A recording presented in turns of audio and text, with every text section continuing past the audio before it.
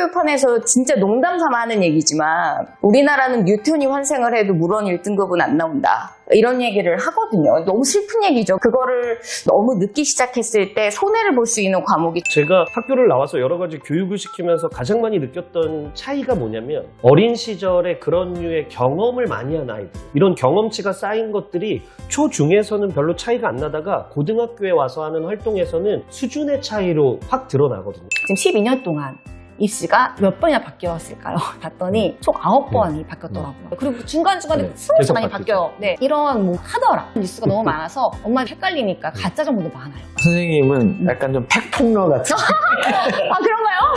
아니, 필요하죠. 어떡하죠? 팩폭을. 나 앞에 달리는 거 아니야? 필요합니다. 네. 오히려 속 시원하게 사실이니까. 네. 그거를 제 제자들한테 진짜 전수조사처럼 물어본 적도 있거든요. 다녔어요? 그러니까 다녔어요, 그래서. 그걸 물어보시는 거구나. 어머님들이 가장 궁금해하시는 거 이런 건 타고나는 거냐?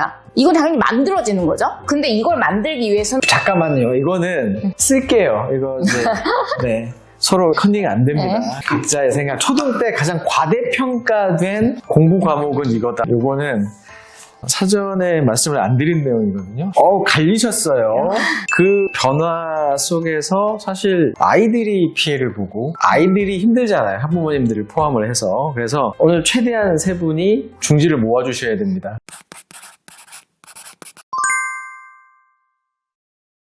뭘 궁금해하실지 몰라서 모두 모셔봤습니다. 저는 교집합 스튜디오 권태형 소장이고요. 요새 정말 속 시끄럽습니다. 여러 가지가 복잡한데요. 특히나 요즘 고등학생들이 뭐 자퇴를 그렇게까지 많이 하고 있다는 얘기부터 시작을 해서 고교학점제는 시작이 됐으나 준비가 안 됐다는 얘기부터 내신이 5등급이라 또 혼란스럽죠. 여러 문제들이 농축해서 학부모님들의 머리를 좀 복잡하게 해드리고 있는 시기인데 결국 따지고 보면 이때 중요한 거는 초등, 중등 때 어떻게 하냐, 그 방향성을 잡느냐, 그 문제거든요. 그래서 오늘 정말 말도 안 되는 미친 조합으로 영상을 찍도록 하겠습니다. 교육부를 출입하는 기자분부터 고입 전문가, 대입 전문가 이렇게 세 분을 모셨는데요.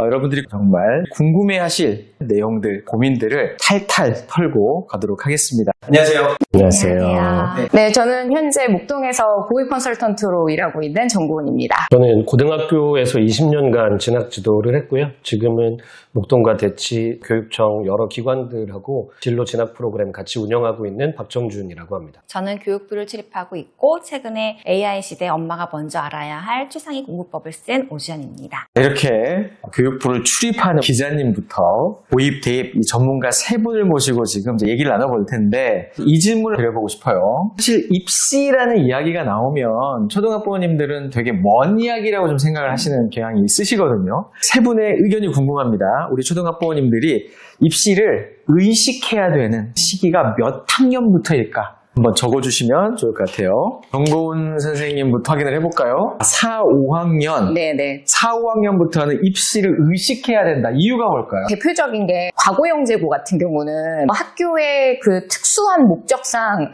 진도가 굉장히 빠른 부분들이 있어서 그렇죠. 특히나 과학 같은 경우는 사실상 일반고에서 3년 동안 끝낼 과학 진도를 1년 안에 끝내고 그 다음에 특수 진도로 나가는 학교여서 만약에 과거형 제고를 염두에 두신다라고 하면은 늦어도 4학년 때부터는 플랜을 잡아보시는 게 필요하지 않을까 이렇게 생각을 합니다. 박정준 소장님 보여주시면 저는 초등학교 4학년. 초4. 네. 자, 초4 지금 공통적인 학년인데요. 학생 입장에서 생각하면 초등학교 고학년으로 접어들면서 이전보다는 좀 더 고차원적인 사고력을 요하는 문제들을 풀어나가는 시기가 시작되기 때문이기도 하고요. 대입은 사실은 초등학교 한 6학년부터 부모님들이 의식하면 자녀에 해당하는 교육제도를 미리 알 수 있는데 용어도 워낙 복잡하고 어려운 말들이 많으니까 자녀가 4학년 정도 될 때부터는 의식하기는 시작해야 될 것 같다라고 생각합니다. 특목고가 아님에도 일반적인 경우에도 네. 초4 정도는 입시에 대한 관심을 갖기 시작을 해야 된다 이 말씀이신 거죠. 네, 제도가 어떻게 흘러가는지 정도의 흐름은 익히기 시작해야 되는 시기가 한 4학년 정도부터지 않을까 생각합니다. 오지원 기자님 들어주시면 마찬가지로 4, 5학년이라고 지금 공통적으로 4학년이 계속 나오고 있거든요. 고학년이 시작되는 나이기도 한데 그것도 그렇지만 의사제를 고민하시는 어머니들도 많이 있으신 걸로 알아요. 2028학년도 중학교를 입학하고 졸업하는 것까지 포함해가지고 지역의사제를 지원할 수가 있는 거잖아요.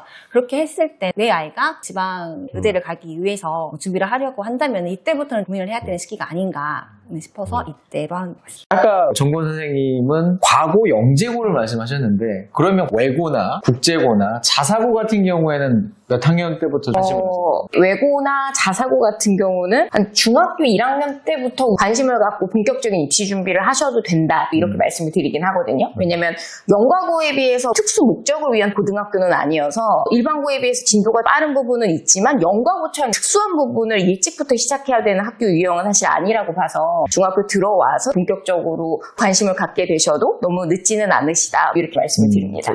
22년이죠. 네, 고등학교 국어 교사 그러니까 학습적인 측면은 되게 중요할 것 같아요. 입시랑 학습이랑 또 어떻게 연결해 생각할 수 있을까요? 입시도 마찬가지고 학습도 마찬가지인데 아이를 어떤 아이로 키울 거냐에 대한 방향성 문제거든요. 제도도 그 방향이 어떻게 움직이느냐를 학부모님들이 의식하셔야 되니까 예를 들면 수능에만 초점을 맞춰서 훈련을 시킨다면 객관식 문제를 잘 푸는 훈련을 시켜야 되겠죠. 근데 지금 제도의 방향이나 이런 것들을 읽어 나간다면 손은 수령이라던가 아니면 읽고 쓰는 능력 이런 것들을 오히려 저학년 때 더 강조할 것 같고요. 그래서 학습도 결국엔 그 제도에 따라서 어떤 방향으로 시킬 거냐의 문제가 생기기 때문에 입시를 의식한다라든가 그걸 생각하고 학습을 한다라는 건 방향을 잘 읽은 학부모님들이 오히려 저학년 때부터 성공할 수 있는 자녀 교육을 시킬 수 있지 않을까라고 생각합니다. 영상을 보시는 공부에 있는 많은 학부모님들께서는 그러면 좀 더 와닿게 입시라는 개념, 정보를 그래도 좀 알아서 방향성을 잘 갖춘다라고 했을 때 정말 아이의 원래 실력보다 좀 더 성공한 케이스라든지 혹은 이걸 무시했다가 되게 낭패를 본 사례를 말씀해 주시면 더 와닿으실 수 있을 것 같거든요. 지금의 입시는 대입만 놓고 볼 때는 교과 전형이든 종합 전형이든 정시까지도 정성평가를 반영하는 경우가 많은데 엊그제 서울시교육청에서 1, 2학년 담임 자료집이 나왔어요. 서울대 같은 경우는 예를 들면 정성평가가 영향력이 크게 없다가 입시 전문가들의 견해였거든요. 서울시교육청은 실제 입시 결과의 실데이터들을 다 모을 수 있는 기관이거든요. 전국에서 규모가 제일 커요. 모아봤더니 정성평가 때문에 점수가 바뀌어서 붙고 떨어진 애들이 엄청 많았다는 거예요. 그러면 이 정성평가라는 건 뭐였냐면 대부분의 경우는 학교생활기록부에서 했던 활동들이거든요. 제가 학교를 나와서 여러 가지 교육을 시키면서 가장 많이 느꼈던 차이가 뭐냐면 어린 시절에 그런 류의 경험을 많이 한 아이들이에요. 하다못해 초등 캠프를 다녀와서 발표를 한번 남 앞에서 해본 경험이라든가 이런 경험치가 쌓인 것들이 초중에서는 별로 차이가 안 나다가 고등학교에 와서 하는 활동에서는 수준의 차이로 확 드러나거든요. 예를 들면 나는 정시로만 갈 거야 라고 생각하고 준비를 했다가 3학년 들어와서 인수생들이 많이 늘었을 때 첫 해에는 입시에 실패한 사례는 너무나 많고요. 근데 반대로 키워야 될 역량을 잘 키워와서 본인의 부족한 내신을 극복하고 대학에 간 사례도 부지기수로 많거든요. 그래서 저는 초등학교 때부터 입시에 대한 준비라기보다는 그런 입시에서 필요한 역량을 어떻게 키워줄 거냐 해서 경험 문제가 저는 가장 크다라고 느끼고 있습니다. 경험. 네. 지금도 많은 학부모님들이 특히나 첫째가 아직 고등학생이 아닌 경우에 대학을 갈 때는 수능으로 간다라는 관념이 박혀 계시잖아요, 머릿속에. 이미 오래전부터 수능 안 치고 대학 가는 애들이 되게 많잖아요. 맞아요. 또 최근의 트렌드도 수능 최저도 많이 지금 갈수록 그렇게 되고 있고. 기억이 나는 건 아무래도 실패 사례인데 근데 실패라고 하기는 또 좀 애매할 수는 있는 게 이 친구는 원래 이과 성향이었었던 친구였었던 것 같은데 어머님이 그거에 대해서 일찍이 관심을 가져주시지를 못했던 거죠.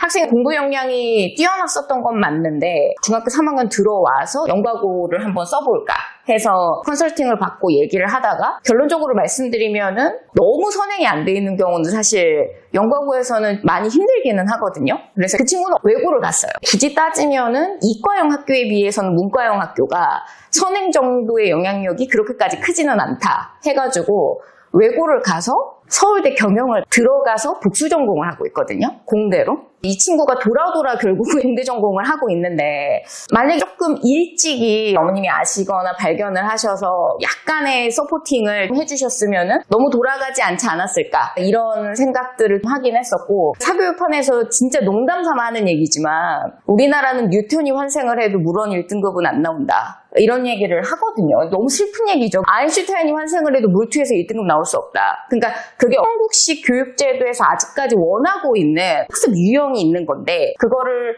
너무 늦게 시작했을 때 손해를 볼 수 있는 과목이 수학이랑 과학이라고 생각을 해서 그런 부분들은 일찍이 틔워주시거나 아니면 발을 한번 담궈서 얘가 이쪽에 어느 정도의 차고난 부분이 있는가를 일찍이 발견을 해주셔서 아닌 경우는 또 아닌 경우대로 빨리 방향성을 잡고 그쪽이 될 만하다고 생각했을 때 또 거기에 맞춰서 무언가를 준비하는 게 필요하지 않을까 그런 생각을 했습니다. 학부모님들이 이런 궁금증이 생기실 것 같아요. 아니 근데 영재 학교나 과거를 합격할 정도의 실력인데도 불구하고 선행을 덜 하고 들어갔다. 그것도 합격할 수 있는 수준이면 따라갈 수 있지 않을까 이렇게 맞아요. 생각하실 수도 있거든요. 대부분 그렇게 생각하시는데 영과고도 그렇고 전국형 자사고들도 그렇고 지금 선발형 학교라고 불리우는 고등학교들의 선발 방식이 어떻게 보면 그렇게까지 어렵진 않아요.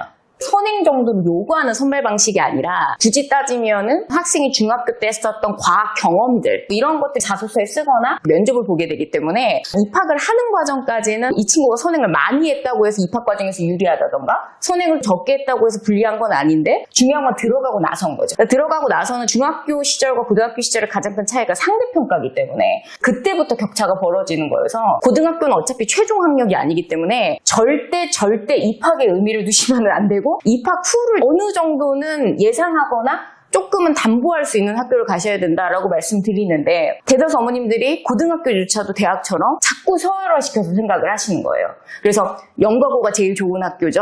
그 다음 안 될 것 같으면 전자사 한번 써볼까요? 거기도 안 될 것 같으면 광자사 한번 써볼까요? 안 되면 저희 아이 과중점 보낼까요? 이런 식으로 계속 고등학교를 서열화시키시니까 그런 부분에서 입학 후를 담보할 수 없는 부분들이 생기게 되는 것 같더라고요. 제가 전사특목고 전형위원을 학교에 있을 때 오래 했거든요. 누적된 학습량을 가지고 있지 않은 상태에서 고등학교에 가면 사실 어느 유형의 고등학교에서도 우수한 학업 역량을 선보이기는 그렇게 쉽지는 않은 겁니다. 준비라고 하는 게 꼭 어느 특정 학교에 대한 준비가 아니라 이 아이가 고등학교 때 어떻게 공부할 수 있는지에 대한 준비가 중학교 때는 돼야 판단이 가능한 거지. 예전 같으면 과학고등학교에 붙으면 성적이 아무리 안 좋아도 어느 대학은 간다더라. 저 외고는 거의 꼴등을 해도 어느 학교를 간다더라 이런 말이 있지만 지금은 어느 학교에서도 중위권 뒤로 밀리면 생각보다 그렇게 좋은 대학에 지원할 수 있는 구조는 아니기 때문에 자녀의 학업 역량을 따져야지 저 학교가 좋은 학교라 가고 싶어를 목표로 삼으면 실패할 확률이 높아집니다. 저는 진짜 너무 공감하는 게 어머님들이 대부분 그 친구한테 딱 맞는 고등학교를 자꾸 찾아주시려고 한단 말이에요. 근데 저는 그런 고등학교 없다고 말씀드리거든요. 진짜 슬픈 얘기지만 극상위권은 어느 고등학교를 가도 상관이 없다.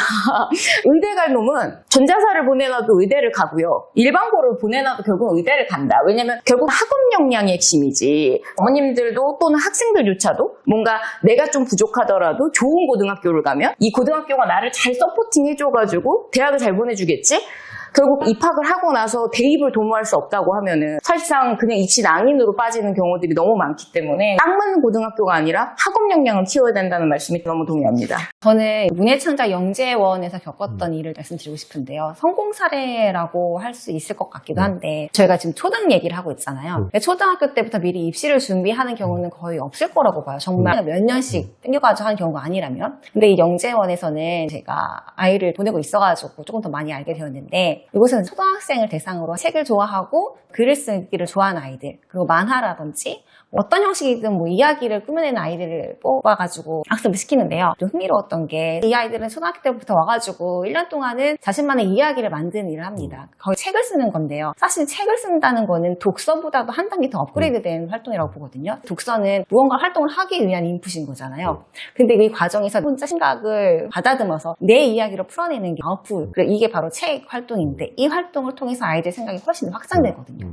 이 활동을 1년 동안 하고 나서 그다음에 심화에서는 2년 동안 교수님이 사사를 받는 과정 거쳐요. 이렇게 3년 동안 한 아이들이 입시 결과까지 어떻게 진행됐는지 점장님께 여쭤봤거든요. 그랬더니 이 아이들은 사실 선행을 하고 좋은 데가 가려고 했던 아이들이 아니라 정말 작가가 되기 위해서 온 아이들이 많았는데 결국 뚜껑 열어놓고 보니까 대부분이 다 명문 스카이 위주로 갔다고 하더라고요. 이런 사례를 보면서 초등학교 때는 과연 어떤 게 중요한지 다시 곰곰하게 생각하는 계기가 되었습니다. 왜냐면은 초등학교 때 엄마들이 흔히 하실 수 있는 실수가 대치 같은 경우에서는 뭐 8년 선행을 한다고 네네. 들었어요. 네네. 그런 초등학교 경우. 5학년 때 네. 이미 고등학교 수학을 풀고 있는 거죠. 이렇게 얘기를 들으시면 이제 엄마들이 그럼 빨리 선행을 해야 되는 게 아니냐라고 얘기하셔가지고 당장 이제 학원 문자 끊으시죠. 근데 가장 중요한 건 초등학교 때는 자기만의 생각을 어떻게 표현할 수 있는지가 가장 중요한 것 같아요. 그리고 일단 우리 초등학교 아이들이 겪어야 할 입시에서는 또 어떻게 바뀔지 몰라요. 간략하게 입시의 변화를 말씀을 드리자면은 입시가 이번에 대학 들어간 아이들, SGD 아이들을 보면 지금 12년 동안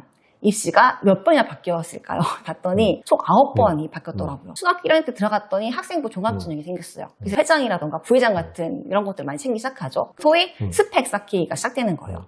그런데 얘네들이 5학년이 되니까 수시는 공정하지 않다. 그래서 다시 정시로 가야 된다라고 얘기가 나오죠. 실제로 얘네가 중학교 1학년이 되니까 정시가 40% 확대된다고 발표가 나요. 이 아이들이 초등학교 1학년 때는 학종 중심으로 갈 것 같이 해가지고 뭐 교내 각종 수상대회에 나갔던 아이들이 오히려 수능만 준비했던 아이들한테 밀렸다고 얘기를 하더라고요. 그 전엔 논술이었어요, 또. 네, 그니까요. 그리고 중간중간에 네, 수없이 계속 많이 바뀌죠. 바뀌어요. 네, 중간에 뭐 영어 절대평가가 나온다든지. 이런 뭐 카더라 뉴스가 너무 많아서 엄마가 헷갈리니까 가짜 정보도 많아요. 하지만 정해진 게 아무것도 없거든요. 올 10월 말이만 나오게 되는데 초등학교 부모님들은 딱 두 가지예요. 지금 하고 있는 입시를 계속 해야 되나? 언제 바뀔지는 몰라. 하지만 청원수까지 도입되기는 너무 긴 것 같아. 이게 정말 돼? 이게 돼? 아니 논술 지금 하는 것도 공정성 시비가 붙는데 이걸 나중에 AI가 채점하도록 한대요. AI가 내 아이 시험지를 공정하게 채점할 수가 있어? 근데 만약에 32년, 33년도에 이걸 적용해야 된다면은 지금 초등학교 5학년 이하인 아이들인데 그러면 여기에 맞춰야 돼? 아니면은 지금 입시를 지어야 돼. 그래서 지금 초등학생들은 두 가지를 다 하고 있거든요. 학원을 선행을 하는 거는 할 수 있는 대로 일단 시켜요. 네, 어떻게 될지 모르니까. 내 아이가 나중에 특목고가 더 유리할지 일반고가 유리할지조차도 모르기 때문에 일단 할 수 있는 기존 시험들을 하고 그 외에 혹시나 바뀔지도 모르니 논서수를 추가해요. 그렇기 때문에 학원이 제 주의도 있고 취재를 통해서 본 결과 대치 같은 경우는 한 아이가 3학년인데 학원 17개, 18개 다니는 경우가 있어요. 17개씩 뭘 다닐 수가 있죠? 물었더니 모든 것을 다 외저시키시는 거예요. 이를테면 PPT. 내 아이가 학교에서 발표를 해야 되는데 PPT를 이용하지 못해가지고 못할까봐 PPT 과외를 시키세요. 그리고 뭐 요즘 다시 또 코딩 유행이더라고요. 그런 식으로 17개를 시키는데 여기에 대한 대책이 1도 나오지가 않는 현실에 학부모들이 많이 불안해하시는 거예요. 그러니까요. 오늘 세 분을 모시고 저희가 정책을 만드는 사람도 아니고 그렇긴 하지만 그 변화 속에서 사실 아이들이 피해를 보고 아이들이 힘들잖아요. 학부모님들을 포함을 해서. 그래서 오늘 최대한 세 분이 중지를 모아주셔야 됩니다. 자, 오프닝이 되게 뜨거운데 결국은 그런 거 대치동 사례를 말씀해 주셨지만 사실 그게 올바른 교육은 아니잖아요. 아이가 10몇 개를 다니고 그냥 다 시키고 근데 그나마도 올바르냐 아니냐는 둘째 치더라도 몇 명이나 있을까. 그런 인프라를 누릴 수 있는 사람은 사실 대한민국 전체를 놓고 봤을 때는 옳지도 바람직하지도 않고 그게 아니어도 할 수 있어야 되는 부분인 그래서 그런 측면에 있어서 입시에 대한 이해와 관심이 분명히 우리 초등학부모님들 갖고 계셔야 된다. 이렇게 말씀을 좀 드리고 싶고요. 바로 이어서 기자님께 여쭤볼게요. 한번 정리를 해주셨으면 좋겠어요. 요새 어찌됐든 발표들이 나오고 있기는 한데 이게 막 섞여가지고 사실인 것과 사실이 아닌 것 확정이 되지 않은 게 온라인상에 무분별하게 확정이 된 것처럼 얘기를 해요. 수능도 폐지됐다 이런 뉴스도 저도 봤거든요. 그러니까 학부모님들은 이걸 보고 놀라셨을 것 같아요. 이게 무슨 소리지? 기자님께서 깔끔하게 한번 정리를 한번 해주시면 좋을 것 같아요. 가장 많은 부모님들이 얘기하셨던 게 지금 현재 6세 때인 2040년에 수능이 폐지된다라는 얘기가 나오고 있다 하더라고요. 사실 작년에 그 서울시 교육감이 미래교육 혁신을 위해서 미래 대입제도 개편안 중에 하나였어요. 그때 발표했었던 게 서울시 교육청에서는 33학년도를 겨냥해서 이때 논서술형을 도입하고 그 내신에서 논서술을 확대하고 또 수능은 절대평가로 바꾸자. 라는 걸 제안하셨어요. 그러면서 나왔던 게 2040년에는 그 당시에 5세였으니까 지금 6세가 되겠죠? 아이들이 치르는 대입에서는 수능을 아예 폐지하자라고 얘기했던 거예요. 그게 주장인 거잖아요. 제안이죠. 아예 제안인 확정이 거잖아요. 되지 않았죠. 그 심지어 교육감은 권한이 없어요. 그렇죠. 권한도 없어요. 맞아요. 일단 논의를 거쳐야 되는 문제예요. 사실처럼 퍼져서 일단 그건 사실이 아니다. 확정된 바도 없고 그런 게 또 뭐가 있을까? 가짜 뉴스라기보다는 어머니들이 약간 좀 헷갈려 하시는 정보가 사실이 섞여요. 있는 부분. 맞아요. 네. 본인들이 정책을 보고서는 그냥 멋대로 해석을 하시는 부분도 있어요. 이를테면 이런 거예요. 학군지는 내신 따기가 힘들다. 그래서 학군지는 수능으로 가야 되고 비학군지는 내신 따로 가야 된다. 그래서 지방으로 많이 가가지고 뭐 화좀 따고 온다, 뭐 킬러라고 하더라고요. 네. 이런 착각을 하고 계시는데 실제로 취재해본 결과 정반대라고 하더라고요. 사실 아이들이 줄고 있잖아요. 2040년대 수능을 폐지하자는 목표가 나온 배경도 마찬가지예요. 지금 초등학교 5, 6학년 아이들은 44만 명이거든요. 근데 초등학교 1학년 아이들은 35만 명으로 확 줄어요. 아직 미취학 아이들 26만 명으로 또 20만 명대로 확 줍니다. 근데 대학 정원은 30만 명이잖아요. 지금의 입시는 우리가 80만 명이 시험 봐서 30만 명이 들어갔었던 시제의 수능이 30년간 이어져 있는 거잖아요. 그런데 이 아이들이 이런 수능체제로 가야 되느냐? 아니다. 바뀌어야 된다라는 취지에 나왔던 게 수능을 없애야 된다라는 거였거든요. 오히려 학령이 이걸 줄기 때문에 성립하지 않는다고들 하더라고요. 중요한 거는 학년당 아이가 많은 곳일수록 내신이게 뭐 절대평가든 상대평가든 점수 따기가 용이한데 지금 서울시에서 한 학년당 300명이 넘는 학교가 어디에 가장 몰려 있을까 봤더니 양천, 서초, 강남이었어요. 300명 이하인 학교들이 다 나머지 심지어 서울에는 한 학년당 100명이 안 된 학교들도 있어요. 그럼 내신을 딴다고 해도 300명 이상인 학교에서 내신을 따는 게 용이할까요? 100명도 안 된 학교에서 내신을 따는 게 용이할까요? 정말 이 학교 가면 늘 전교 1등 해야 돼요. 심지어 선택 과목도 나뉘어지잖아요. 100명도 채 되지 않는단 말이에요. 그러면은 성적과는 관계없이 1등을 받지 못하는 사례가 발생할 수 있다고 하더라고요. 지금 학군지 애들이 수능 강의가 겨울에 줄팔 강의 되고 내신 강의만 듣고 있거든요. 왜냐면 2022 교육과정과 바뀐 대입이 수능으로 가더라도 내신을 포기하면 안 되는 구조이기 때문에 다 하고 있어요. 말씀하신 거랑 더불어서 정부가 왜 꼬이냐면 작년에 대입 개편안을 국가교육위원회가 발표했는데 그것도 연구한 교수님들 팀에서 발표한 얘기가 기사화가 돼요. 작년에 나온 게 4가지인데 30 대입 이후부터 수능 전면 절대평가 실시하겠다. 그러니까 수능이랑 내신 전부 다 5등급제 주장이 나오면 그게 언론에 우선 탁 나오죠. 그리고 수정시 통합론이 나왔고 그 다음에 수능 과목 조정하고 선원 수령 도입하겠다. 그 다음에 국립대 통합 네트워크 만들겠다. 이게 그냥 말하자면 다 연구에서 나온 주장이거든요. 근데 입시에 대한 정보가 없는 학부모님들은 야 이제 수능 없어진대. 내지는 뭐 수능은 살아있는데 선원 수령 들어온대. 수정시가 이제 다 통합이래. 이게 다 섞여서 그래서 아까 4학년 얘기가 나온 것도 그냥 큰 틀에서 용어라든가 제도가 얼루 가는지 정도의 흐름 정도를 이해하시는 게 맞지. 초등학부모님들이 지금의 대입을 보는 건 아주 큰 의미가 없는 게 자녀 때는 또 바뀔 거예요. 지금 정리를 해보면 지금 고등학생들이 보는 수능 말고 중등, 초등아이들의 관점에서 수능이 어떻게 변하겠다라고 하는 부분이 확정된 게 없죠. 없어요. 네. 자, 없습니다. 수능이 어떻게 바뀐다는 건 확정된 게 지금 이 영상이 나가는 기점으로 봤을 때는 없다. 그러니까 거기에 흔들리시면 안 되고 그럼에도 불구하고 많이 바뀌어가고 있는 게 아까 정성평가 관련된 말씀도 해주셨지만 내신 자체는 또 예전이랑 다르잖아요. 아까 기자님도 내신 얘기를 해주셨는데 자 이렇게 생각하실 수 있을 것 같아요. 학부모님들은 지방 내지는 시골에 있는 학교가 내신 따기가 더 좋다고 생각하는 거는 상대적으로 공부를 잘하는 아이들이 많지 않을 거라고 생각하셔서일 거거든요. 근데 그것도 어떻게 보면 맞는 말일 수도 있는 측면이 있을 텐데 또 한편으로는 기본적인 모수, 그러니까 인원수가 있어야 등급이 또 나눌 수가 있는 건데 이 두 가지가 부딪혔을 때 지금 대입 관점에서는 뭐가 더 센가요? 그게 되게 어려운데 내 아이의 상황, 상태가 제일 중요합니다. 왜냐면 지역이라고 10%가 달성하기가 그렇게 쉽지가 않아요. 막상. 그리고 아이가 그런 기숙사 생활에 잘 적응할 수 있느냐, 회복 탄력성이 좋은 애냐 아니냐 여러 가지 상황에 따라서 달라지는데 전반적으로 지금은 2등급의 가치가 사실은 되게 떨어져 있는 상황이기 때문에 개인적으로는 모수가 많은 학교 가는 게 유리하다고 보긴 합니다. 70명인 학교는 1등급이 7등까지인 건데 뭐 특정 지역 학교들은 한 학년이 500명이 넘는 학교도 아직 있거든요. 그러면 1등급 숫자가 500명이면 50명이니까 10% 안에 들어간다라고 가정할 때는 모수가 더 영향이 크지 않을까라고 생각하고 있기는 합니다. 막연히 소위 좀 만만한 지역에 만만한 학교를 보낸다고 해서 내신이 자동으로 좋을 거라는 생각은 착각일 수 있다. 그리고 수능은 절대평가화되기 어렵다라고 개인적으로는 생각하는데 선원 수령도 저는 어렵다고 봅니다. 예전에 제가 평가원에서 선원 수령 채점하러 들어간 적이 있거든요. 같은 국어교사끼리 3일 동안 밤을 샜을 때도 일치도가 안 나와요. 선원 수령은. 근데 이제 국가주도의 시험에서 실수가 나와서 당락이 바뀌는 문제가 생기면 이건 되게 위험한 거라 선원수령 문제는 주장한 지 10년도 넘었어요. 아직 안 되고 있지만 그러면 자격고사가 될 가능성은 없을까요? 저는 일부 있다고 봅니다. 자격고사와 정도까지는. 근데 내신은 5등급제에서 완화되거나 없어질 수도 있는 문제라 그때가 되면 모수 얘기가 또 틀린 얘기가 될 수 있는 거예요. 그래서 저는 방향을 읽어야 된다라고 말씀드리는 거예요. 정리를 잠깐 해드리면 지금 초중등 학생들 대상으로 한 수능은 확정된 게 없다.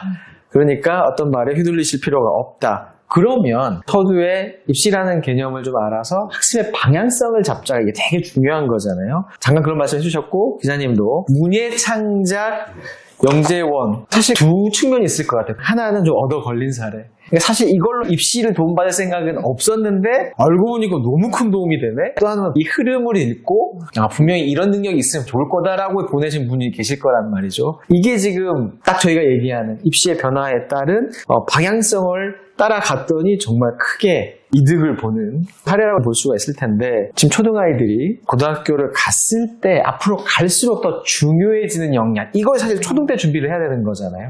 지금 국어시고 사실 저는 영어인데 예전부터 제가 많이 학생들한테도 얘기를 했던 게 결국 영어도 문해력 싸움이고 수능이 문해력 싸움이기 때문에 영어를 기술적으로 되게 잘해도 결국 그거를 우리말로 해석하지 못하고 하니까 빈칸 추론 문제 다 틀리고 킬러 문제 틀리니까 1등급 안 나오는 거고 그러니까 결국 초등 때부터 영어 공부의 핵심은 문해력 측면이거든요. 저는 교과 문해력이라고 얘기를 하는데 그런 측면에서 봤을 때 또 국어 출신이시고 하신데 갈수록 중요해지는 영역 초등 때 정말 많이 신경을 써야 되는 역량이 뭐라고 생각하세요? 지금 대입의 가장 핫한 키워드는 사실 탐구력인데 네, 그 탐구력이 쉽게 얘기하면 자기주도적인 문제 해결력이거든요.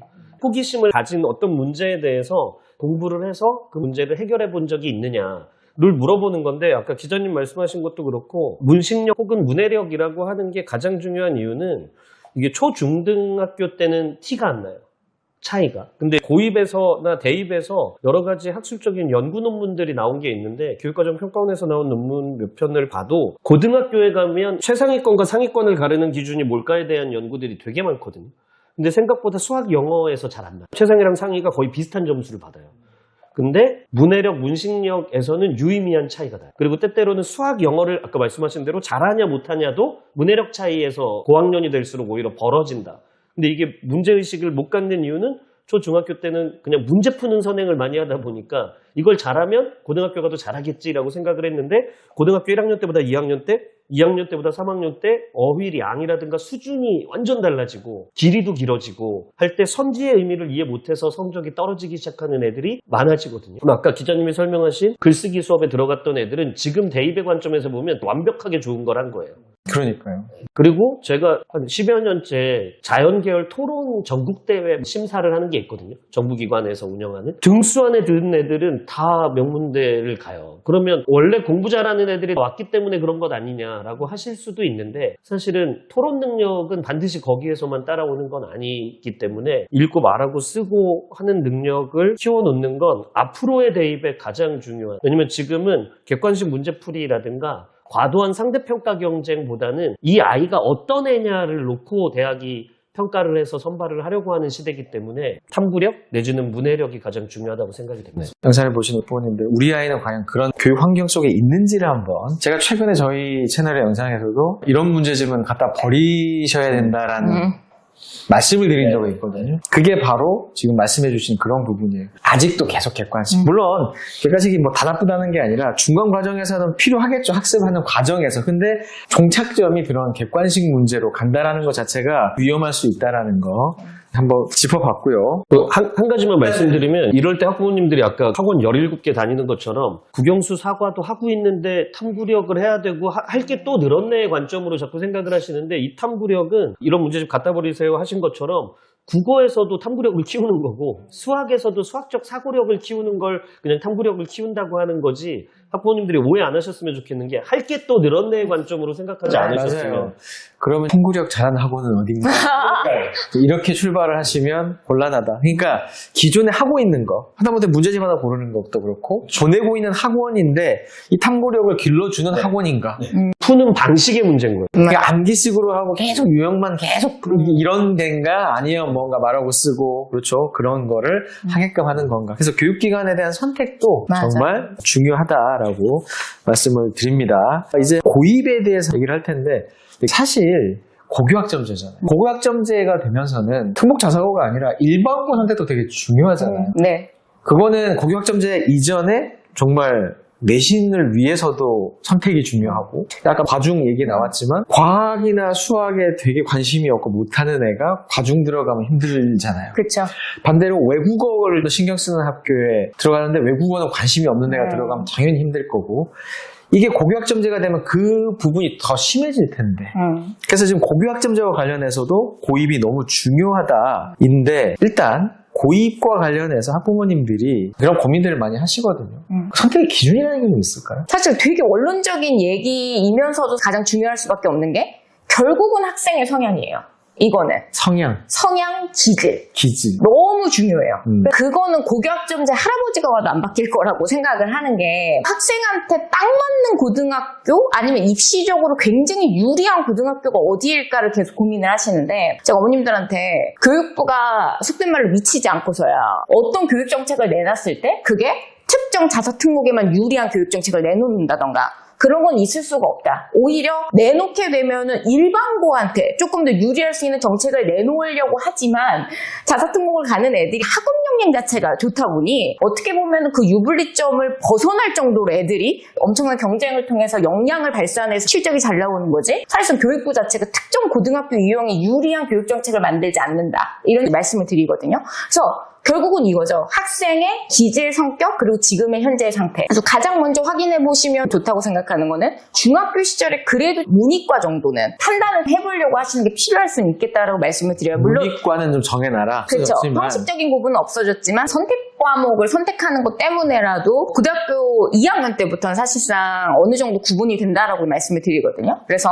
중학교 시절에 이 친구가 이과 쪽 수학 공부를 그래도 괜찮게 하는 편이고 잘 따라가는 편인지 이런 것들에 대해서 보시라고 말씀을 드리고요. 두 번째는 진짜 말 그대로 성격인데 경쟁 상황 자체를 어느 정도 버티거나 또는 그런 상황이어야지만 공부하는 친구들이 있고요. 반대로는 주변에서 잘한다 얘기를 들어줘야 신이 나서 공부를 하는 물론 모든 칭찬은 고래도 춤추게 하지만 그게 필수적인 애가 있고 그거에 따라서 일반고냐 아니면 자사특목이냐 이런 것들도 결정하시는 부분들도 있고 그 다음에 학생의 공부 스타일도 저는 되게 중요한 게 사실상 자기주도 학습이라는 게 어떤 면에서는 당연히 만들어지는 부분도 있지만 우리가 이걸 길러서 학원 자체를 활용을 잘하는 친구들도 있어요. 저는 대치동 애들이라고 무조건 학원의 노예라고 생각하진 않고요. 학원과의 호흡이 좋아서 서포팅을 통해서 만들어지는 경우와 그 다음에 진짜 혼자 공부를 해가지고 무언가를 만들어봤었던 경험이 있는 친구들 두 군데로 나눴을 때 어떤 친구한테는 기숙사가 되게 적합할 수 있지만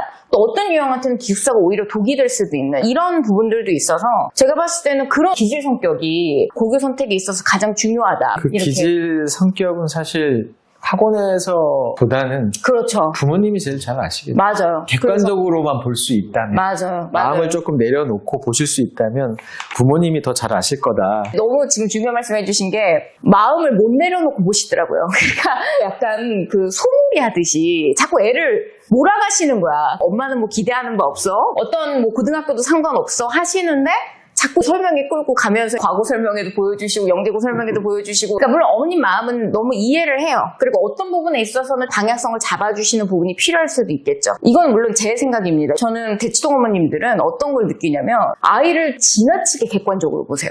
그게 또 다른 지역 어머님들과의 차이라고 느꼈거든요. 대치동 자체가 워낙 교육 정보가 많은 곳이고 어머님들도 적극적이신 건 맞지만 환경상 자꾸 타의적으로 아이를 객관적으로 볼 수밖에 없는 상황에 몰리시게 되시면서 오히려 그렇게 보시는 게 입시적으로는 도움이 많이 되는 것 같다. 그런 생각을 하긴 했습니다.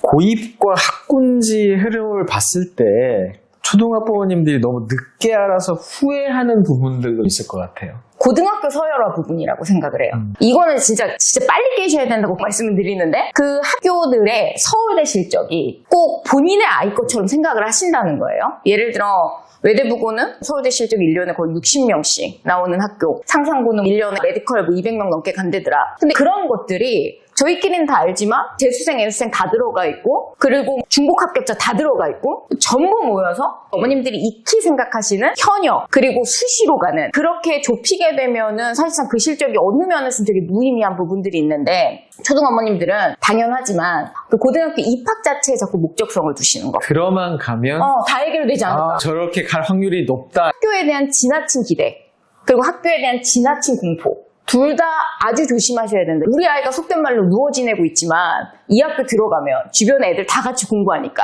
열심히 공부해서 우리 애도 의대 갈 수 있지 않을까. 전혀 그런 고등학교들이 아니거든요. 어떤 면에서는 기숙사 생활을 하기 때문에 자기의 제어 능력이나 관리 능력 없으면 진짜 상상고 들어가서 맨날 게임질만 하다가 3년 보내는 애들도 분명히 있을 수 있기 때문에 학교에 대한 지나친 기대를 너무 하시면 안 된다. 선생님은 약간 좀 팩폭러 같은. 그런가요? 네. 아니. 필요하죠. 어떡하죠? 팩폭을. 나쁘 달리는 거 아니야? 필요합니다. 네. 알겠습니다. 칭찬으로 듣겠습니다. 네. 아니, 오히려 속 시원하게, 사실이니까. 현실적인 부분에 있어서 이렇게 말씀을 해주셨는데. 맞아요. 공감이 됩니다. 왜냐면 그런 기대 때문에 오히려 가서 자퇴를 하죠. 맞아요. 가서 봤더니 너무 힘들어. 그런 상태에서 내신도 5등급이 됐다는데 1등급도 못 들고 심지어는 2등급도 못 들고 나는 이제 그만둬야겠구나 라는 것도 어떻게 보면 말씀해 주신 학교에 대한 기대 그리고 맞는 게 고입에 너무 집착하시는 경우를 보면 아이가 영재학교를 들어가면 대학 안 가도 되겠습니까? 라고 여쭤보거든요.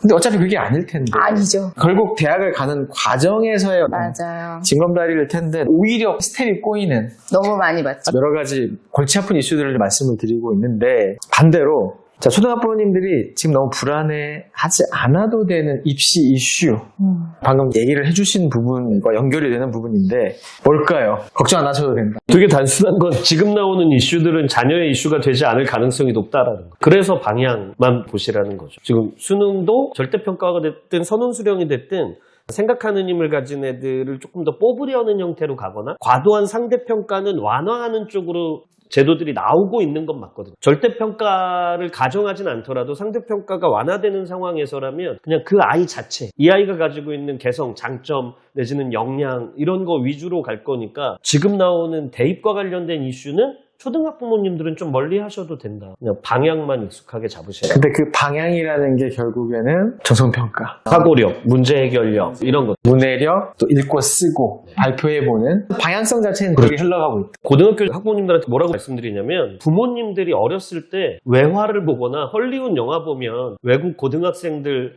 복도에다 사물함 놓고 막 시간표 찾아다니면서 수업 듣듯이 지금 이미 우리나라 고등학생들이 2015 교육과정부터 그렇게 살고 있고 부모님들이 대학교 때 레포트 쓰고 발표했던 걸 고등학교 때 다 하고 있어요. 그리고 과목도 부모님들이 들으시면 상상도 할 수 없는 과목들을 배우거든요. 인공지능 수학을 배워요. 지금 시대에는 부모님 세대랑 다르게 교육이 이미 많이 변화가 고등학교 현장도 일어난 상황이고 그런 변화가 가속도가 더 붙을 거다. 변화를 인지를 하시고 적용을 하셔야 된다. 그러면 정보가 참 중요할 것 같아요. 정보가. 그래서 고입, 대입도 교육부 출입 기자들 세 분께서 추천해 주시는 교육 정보의 소스 추천을 한번 받아보겠습니다. 여기를 들어가서 보면 흔들리지 않고 우리 아이들의 미래를 위한 교육 정보를 볼 수가 있다. 우선은 가장 쉽게 접할 수 있는 거는 교육기사 쪽이라고 생각을 하긴 하거든요. 물론 앞에 기자님 말씀해 주셨지만 방향성에 대해서 얘기하는 것조차도 기사로 나오는 경우들이 있기는 해서 이게 의견인지 아니면 진짜 제도인지 이런 것들은 구분을 해서 보시긴 하셔야겠지만 언론기사 자체가 좀 어려운 입시 정보를 기자분들이 한번 쉽게 풀어서 얘기를 해주시는 데 있어서 우선은 교육기사 쪽으로 팔로우업을 하시다가 두 번째로 가장 추천드리는 건 사실 대학이에요. 대학 홈페이지에 올라와 있는 정보들 같은 것들 보시라고 말씀을 드리거든요. 물론 교육부의 방향성은 너무 중요해요. 그리고 국가교육위원회의 방향성도 중요하죠. 근데 저는 이 영상을 보고 계신 어머님들의 가장 큰 목적은 대입에 있다고 생각을 하거든요. 제가 이 사교육권에 있으면서 느꼈었던 거는 교육부가 원하는 방향성과 대학이 추구하는 방향성이 매번 같진 않았었던 것 같다. 이런 생각도 꽤 있었어요. 그러니까 교육부가 무언가를 하려고 할 때 결국 대학이 키를 쥐고 있다고 생각을 하거든요. 어떤 학생을 어떻게 뽑을 것인가에 대해서.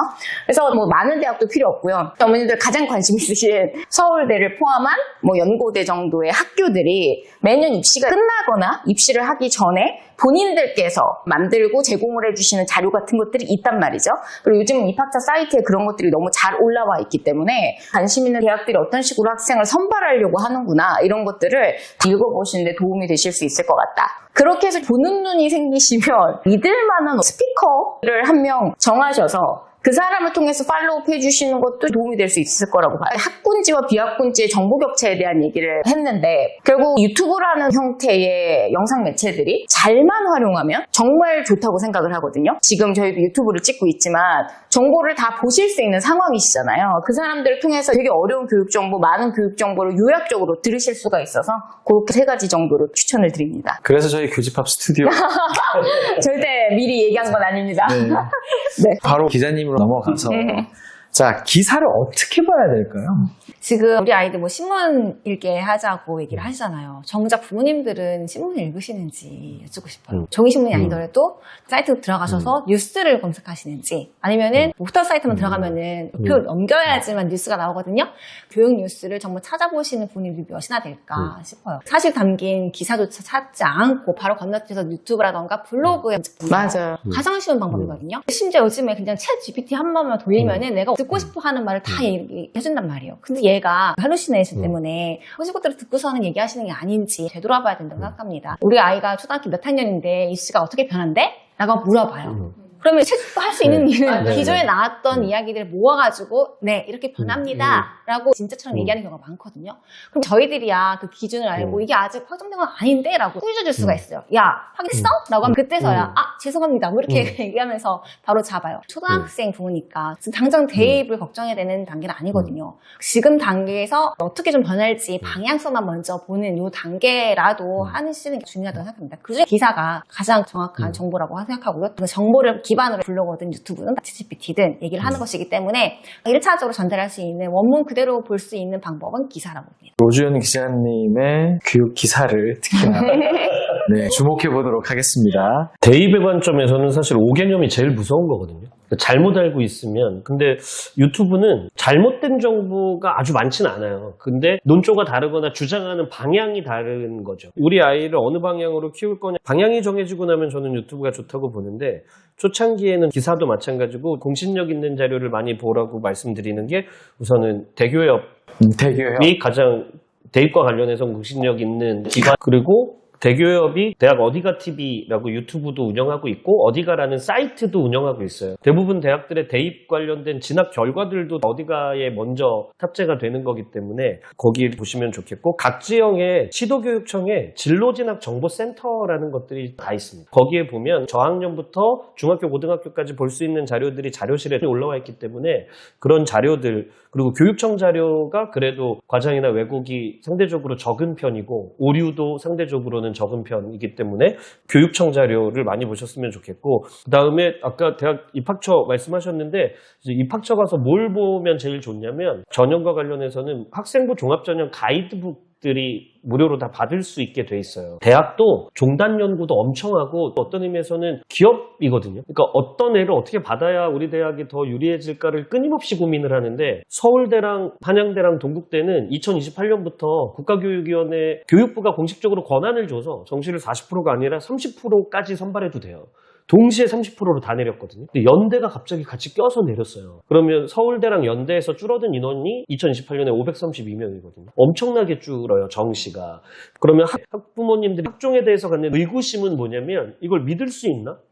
이거 어떻게 뽑는지도 모르겠는데? 근데 그런 내용들을 학생을 놓고 어떻게 선발했는지까지를 다 설명하고 있고 저도 대학에서 사정관으로 평가를 해본 적도 있는데 뭐 2명이 채점을 해서 점수 차이가 특정 점수 차이 이상으로 벌어지면 다른 사람이 재채점해야 되고 점수를 한번 바꿀 때마다 기록이 되면 8년 동안 법정 기록 문서로 남는 거거든요. 대학이 입학 후 제일 안 빠져나가는 아이들 GPA가 높은 군 하다못해 특정 대학은 교과종합 논술 정시로 들어온 애들이 도서관에서 책을 1년 동안 몇 권 빌리는지까지 조사합니다. 그리고 취업률, 취업의 질까지 조사해요. 정성평가가 많아진다고 할 때가 정보가 제일 어려운 게 많은데 그럴 때는 대학의 학생부 종합전형 가이드북을 저학년 때부터 읽어보거나 학과 가이드북도 있어요. 학과를 미리 확정하는 건 아니더라도 초등학생들도 어떤 학과가 있는지 정도는 알아볼 수 있거든요. 그런 작업들을 여러 공신력 있는 사이트를 통해서 보시면 좋을 것 같습니다. 어쨌든 지금 여러 상위권 대학들이 그 와중에 정시 인원을 줄여간다라는 거고 또 고교 학점제도 그렇고 전반적인 제한들도 결국에는 학생부 종합전형이 방향성이 더 커지는 건 맞잖아요. 지금으로는 그런 것 같습니다. 그렇죠. 그렇고 수능이 앞으로 더 확대될 거라는 예상을 하는 사람은 없잖아요. 없죠. 그러면 우리 초등학부모님도 수능식으로만 공부를 시킨다, 방향성 자체를 그렇게 놓는다 그러면 앞으로 위험해질 수도 있겠구나 라는 생각 정도는 충분히 하실 수 있을 것 같습니다. 이 얘기를 여쭤볼게요. 각자 고입 전문가, 대입 전문가, 또 기자님, 어머니시기도 하시고 아버지시기도 하시고 이 입장에서 한번 종합적으로 초등 때 좀 과대평가되는 과목이 잠깐만요. 이거는 쓸게요. 이거 이제 네. 서로 컨닝 안 됩니다. 각자의 생각. 초등 때 가장 과대평가된 공부 과목은 이거다. 한번 적어주시기 바랍니다.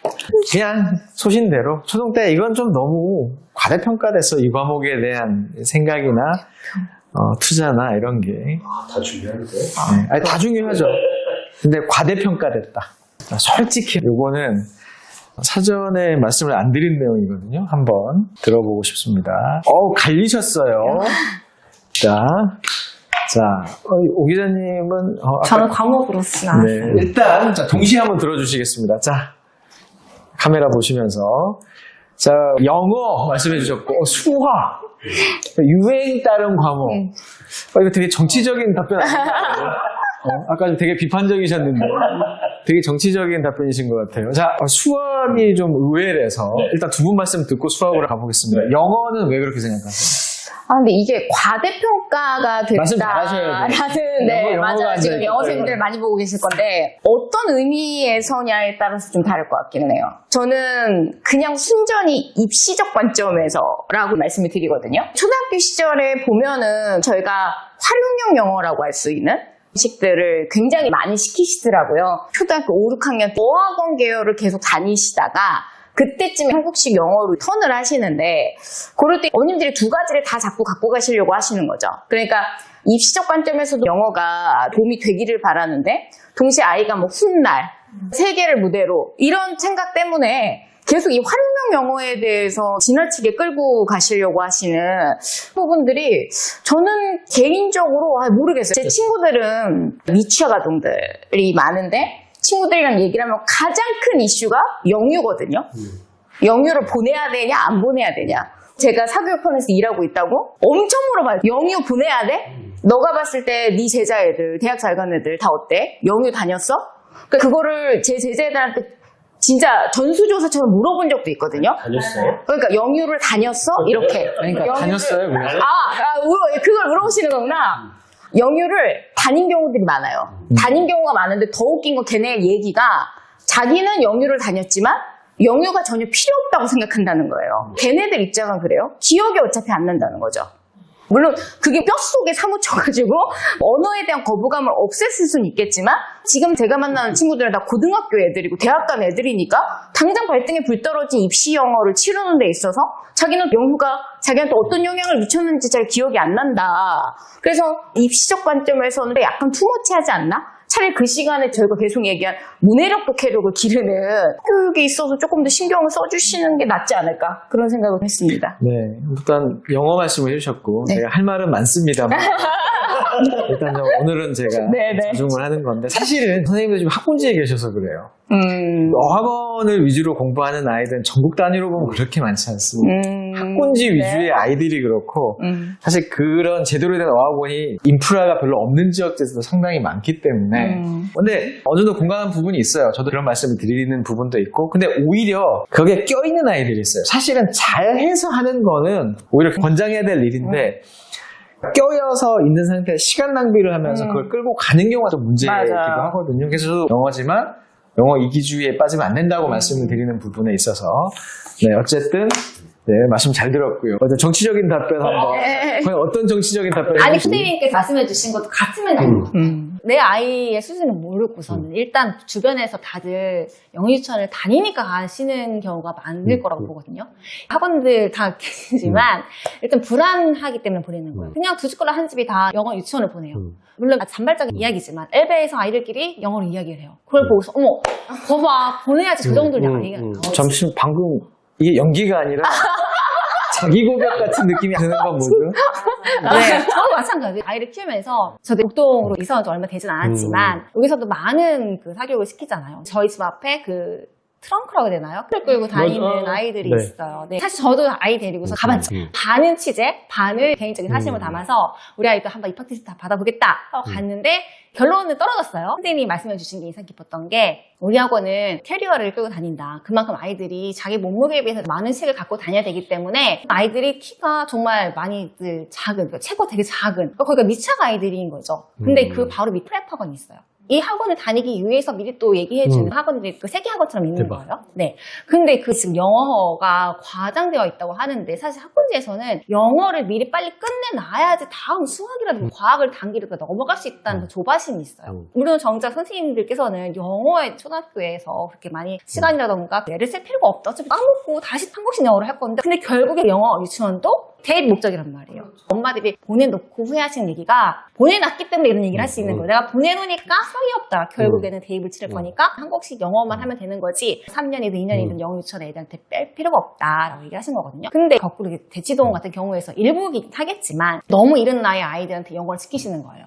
뭐 4세, 5세 그 전부터 저희가 사교육 관련된 취재를 했을 때 언제부터 사교육을 시켜야 됩니까? 라고 했을 때 우스갯소리라고 특목 보내신 학부모님들 얘기였어요. 뱃속에서 해야 된대요. 그리고 모든 사교육의 시작은 어딘지 아세요? 조리원이에요. 조리원. 네. 일단 모이면 안 돼요. 모이면은, 뭐 시켜? 요즘에 무슨 책이 좋대요. 이때부터 조리원에서 그 책을 사갖고 오시거든요. 이런 경쟁심이 학군에 특히 유별난데, 사실 저는 그걸 유행이라고 보고 있어요. 왜냐면 이게 그 절대평가로 바뀐 다음부터 그 조바심이 더 커졌거든요. 상대평가였을 때는 그냥 똑같은 과목 중에 하나였어요. 근데 영어가 절대평가로 바뀌자 어머니한테는 어떤 시그널을 줬냐면은, 아, 영어가 절대평가니까 90점 이상 받을 수 있도록만 해놓으면 되겠네. 라는 잘못된 시그널 때문에 2019년에서 2023년까지 그 파악해보니 4년 동안 영어 학원이 40%가 늘었어요. 지금은 더 늘었을 거예요. 그때는 학군지 위주로 생겼지만 지금은 그 비학군지까지 이동이 되어 있거든요. 그러니까 전국 곳곳에. 있어요. 선생님. 나 영어. 영어였네. 아니, 근데 이것뿐만이 아니라 저희 때는 피아노, 서예학원, 붓글씨 이런 게 유행처럼 있었거든요. 그 다음에 박근혜 정부 때 소프트웨어 교육을 많이 강화한다고 해가지고 코딩학원 맞아요. 대통령이 소프트웨어는 교육을 시켜야 되는데 이게 그냥은 안 시켜지더라. 수능 과목에 하나 넣어서라도 강제적으로 해야 되는 거 아니냐라는 뉘앙스를 얘기를 하신 이후로 그런 과목에 들어갈 수 있겠다. 역시 잘못된 시그널이었지만 어쨌든 이것 때문에 코딩학원이 붐을 일으켰거든요. 그런 식으로 쫓아가는 유행들, 그 조바심 나가지고 해야 되는 것들 이런 것들은 좀 과대 포장되어 있지 않나. 유행이라고 말씀하셨지만 결국 불안감을 가지고 카더라를 통해서 주대 없이 가는 그런 부분들. 지금 수학도 마찬가지예요. 그렇죠. 수학도 네. 수학이 궁금한데 왜냐면 영어가 상대적으로 요즘에 절대평가 얘기 듣고 빨리 끝내야 된다 이런 얘기를 하다 보니까 상대적으로 수학에서 결판이 난다. 그래서 대치동도 그 유명한 학원들 많이 있잖아요. 네. 자, 한번 들어보죠. 왜 수학이라고 생각하세요? 우선 제가 국어니까 국어를 뺐고요. 사실 수학을 넣은 건 크게는 두 가지 의미인데 첫 번째는 밸런스 게임이에요. 수학이 밸런스를 다 깨트려요. 나머지 여러 공부를 해야 될 밸런스를. 고등학생이 됐을 때 제가 전사고 다니는 애들 사교육 받는 거를 봤더니 금요일 저녁에 대치동으로 나와서 일요일 저녁 전까지 수업을 듣다가 기숙사로 다시 들어간단 말이죠. 토요일 정도면 한 10시간 수업 들으면 그중에 수학이 차지하는 비중이 워낙 높아서 얘가 다른 과목의 밸런스를 잘 맞으면 대입에서 훨씬 유리해질 수 있는데 1등급도 수학만 하고 2등급도 수학만 하고 3등급도 수학만 하니까 나머지 과목에서 밸런스를 못 잡아서 오히려 수능 최저를 달성을 못한다든지 이런 문제를 너무 많이 봐서. 그리고 수학이 가끔 그럴 때도 있어요. 제가 학교에 있을 때는 수학 선생님이랑 농담처럼 친한 선생님이랑 싸울 때가 있었거든요. 뭐였냐면 나도 어렵게 낼 수 있어. 수학이 일주일에 문제를 400개를 줘요. 그러면 영어도 그렇게 해주고 국어도 그렇게 해주고 사회과학도 그렇게 해주면 애가 죽거든요. 그래서 수학이 필요하고 중요하고 잘해야 대학을 잘 가는 것도 맞는데 여기서 밸런스가 깨지기 시작하면 애가 키워야 될 나머지 역량을 못 키우는 경우가 생긴다는 점에서 첫 번째가 그거였고, 두 번째는 속도감을 제일 중요하게 여겨야 되는 과목이 수학이거든요. 그러니까 아이의 속도에 맞게요. 빠르게가 아니라. 대치에 있는 아이들도 초등학교 때 고등학교 수학까지 간 애들도 있어요. 저는 따라갈 수 있으면 그게 문제가 되지 않겠지만 모든 아이가 그 속도로 갈 수 있는 건 아닌데, 어떻게 보면 비슷한 맥락이지만 유행 따라간다고 옆집 애가 그 정도 속도로 가니까 우리 애도 우선 달려. 그래서 고등학교 올라올 때 저는 일반계 고등학교에 있었는데 과고 준비했어요. 고3 거까지 수능 3바퀴 4바퀴 돌렸어요. 근데 3학년 가서는 올 2등급이 안 나오는데, 그러니까 몇 바퀴를 굴렸냐의 문제가 아니라 제대로 공부했느냐에 대한 문제에서 요즘에 초등부터 수포자가 발생하는 이유가 자녀의 속도에 맞지 않게 선행이 너무 많이 돼서거든요. 그래서 수학만큼은 속도감이 아니라 아이의 속도에 맞춰서, 우리 애는 다지고 가야 되는 스타일이면 좀 천천히 가더라도 아이한테 맞춰줘야 되는 부분인데, 그게 안 돼서 초등학교 때부터 학습 부진이 누적돼서 고등학교에 올라오면 사실은 이건 바로잡을 가능성이 거의 없어요. 그래서 저는 수학이 문제가 될 소지가 있다. 그러니까 수학이 중요하다고 하니까 너무 수학에 몰입을 하다 보니까 다른 밸런스를 다 깨트리고, 그러면서도 수학도 안 잡히는 경우도 워낙 많기 때문에 그런 측면에 있어서 수학, 그리고 너무 말도 안 되는 선행이 또 수학에서 일어나니까 문제도 많죠. 저도 고3 아이들 많이 보고 했지만 수학 몇 년 뭐 선행했다고 하지만 제대로 한 애를 거의 본 적이 없거든요. 수학은 딱 진도가 정해져 있으니까 더 어머님들이 속도에 대한 압박을 받으시는 것 같아요. 왜냐면 명시적으로 딱 보이기 명시적으로 때문에. 딱 보이니까. 예를 국어 선행 뭐 이런다고 했을 때 국어 선행은 어떻게 하면 수능 국어가 있긴 하고 영어도 수능 영어가 있긴 한데, 수학은 특히나 학년별로 진도가 딱 정해져 있고 고등 수학의 범위가 또 딱 정해져 있다 보니까 어머님들이 꼬린 지점을 딱 거기에 두시고 막 달려가시다 보니까 더 조급함을 느끼시는. 그러니까 해야 되는데 아이마다 어떻게가 다 다르거든요. 근데 지금 학원은 거의 채찍질 해가면서 엄청 빨리 달리게 하거든요. 모든 아이가 그게 적합할 거냐에 대한 부분을 생각할 필요가 있는 거예요. 근데 고등학교 선생님도 뭐 20여 년 하셨고 학교 계실 때도 입시를 많이 담당을 하셨고 지금은 전문적으로 하고 계신데, 이런 케이스 있죠. 그러니까 대입의 관점에서 입시를 하려고 학생부부터 수능 등급부터 들여다봤을 때 정말 많이 했다고는 하는데 형편없는 경우도 꽤 많죠. 그런 아이들이 여럿일 텐데 그런 아이들의 공통점은 뭐가 있을까요? 반복했다는 사실만 기억을 하고 있지 내용을 물어보면 기억을 못해요. 저는 말로 말할 수 없는 지식은 지식이 아니라고 생각하는데, 3바퀴를 돌렸어요 라고 할 때 제가 먼저 물어보는 건, 그래서 잘 알고 있냐고, 안 봐도 다 풀 수 있어? 라고 하면 그건 아니죠. 그럼 3바퀴를 돌렸는데 왜 그게 아니냐고. 그 말이 꼭 아이를 다그치려고 하는 말은 아니지만 중요한 건 몇 바퀴를 돌렸냐가 아니라 아느냐 모르느냐 거든요. 고등학교에 오면 생각보다 고차원적인 사고력을 요하는 문제들이 2학년 정도 가면 되게 많아져요. 근데 부모님도 상담을 하다 보면 계속 그 얘기를 하시는 거예요. 얘를 몇 바퀴를 돌렸는데, 아니 어머님 몇 바퀴가 아니라 얘가 모의고사 성적이 안 나오지 않냐고, 그리고 내신도 안 나오지 않냐고. 근데 그 아이들을 물어보면 엉덩이 붙이고 앉아서 자기 힘으로 공부하고 생각한 시간이 절대적으로 너무 없는 거고, 선행을 많이 하는 아이들도 학원 숙제를 받아서도 그걸 자기주도적으로 복습하고 공부하듯이 해내는 애들이 있는 거고, 그냥 수동적으로 따라간 친구들이 있는 거고, 어떤 친구는 따라갔지만 속도도 제대로 못 따라가서 이해가 안 된, 가끔 뭐라고 얘기하냐면, 제가 김소월 씨를 3편을 가르쳐요. 수능에 나온 것. 그 순간에 집중을 했어요. 그러면 저한테 수업을 열심히 들은 아이고 아주 학업 역량이 떨어지지 않으면 당장 수능 문제를 풀어봐 이러면 나한테 배우자마자는 다 풀어야 정상이잖아요. 어머님들이 학원에서 제일 많이 들었을 얘기는, 이 아이가 머리는 되게 똑똑한데, 그리고 내가 풀라고 할 때는 다 풀어내는데 왜 시험을 보면 못 보는지 모르겠어요. 공부를 많이 안 했으니까요. 냉정하게 얘기하면. 근데 그 공부는 학원 숙제로 하는 공부든 자기가 자기주도적으로 하는 공부든 자기주도성이 있어야 그게 내 걸로 가는 거잖아요. 근데 그 되새김질을 할 시간도 없이 학원을 돌리거나 하면 문제가 되는 거죠.